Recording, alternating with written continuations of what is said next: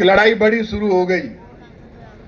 जब सेनापति पर हमला हो जाए तो समझ लेना चाहिए पूरी फौज को लड़ना चाहिए और राहुल गांधी पर हमला कर रही है सरकार, ये ध्यान रखना।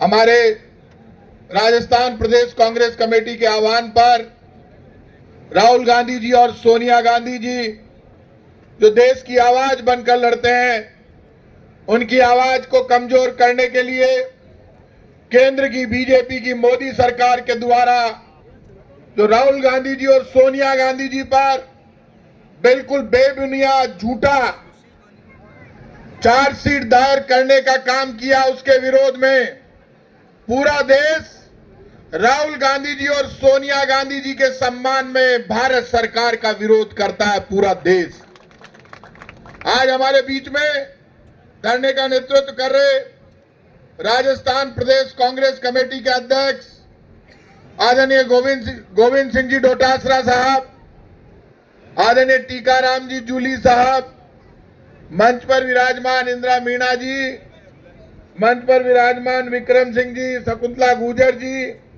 जयपुर शहर के अध्यक्ष आर तिवारी साहब, मंच पर विराजमान जाकिर हुसैन गेसावत साहब और अध्यक्ष जी की परमिशन से सम्मानित मंच, मैं आप सब लोगों के बीच में आज जब बोल रहा हूं, आप लोगों से एक ही बात कहूंगा, जिंदगी में सब कुछ वापस आ सकता है, लेकिन बीता हुआ वक्त और वक्त की ताकत कभी वापस नहीं आ सकती।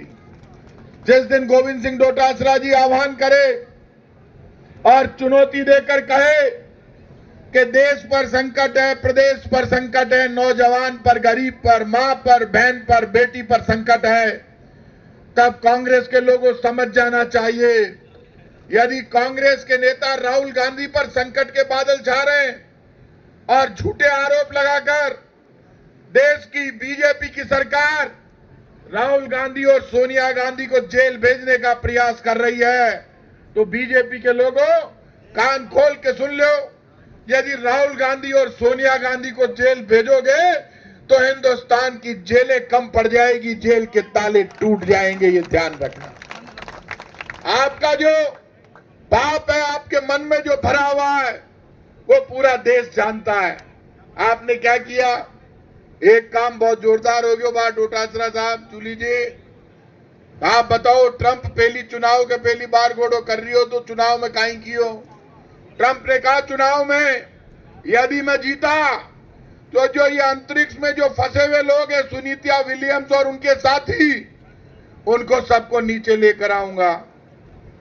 वो तो सुनीता विलियम ने नीचे लिया और बीजेपी वाला तो रिकॉर्ड ही तोड़ दियो। बताओ, मरेड़ा औरंगजेब की कब्र मुंह निकाल लिया है अभी ने वापिस बार। हिंदुस्तान का हिंदू मुसलमान कह रहा है हमारा बाप तू चावेगा ही है, कब्र सु लड़ोला। बीजेपी के लोगों तुम इतने कमजोर हो गए, कब्रों से लड़ना चाहते हो, शमशानों से लड़ना चाहते हो, शर्म ही नहीं आती? क्यों लड़ना चाहते हैं? ध्यान हटाना चाहते हैं। इनके आरएसएस के प्रमुख को बोलना पड़ा हमारी कब्रों से कोई लड़ाई नहीं, लोग हंसी उड़ावा लाग गया, मरेड़ा लड़ रही है बाहर गोड़ो सुरे।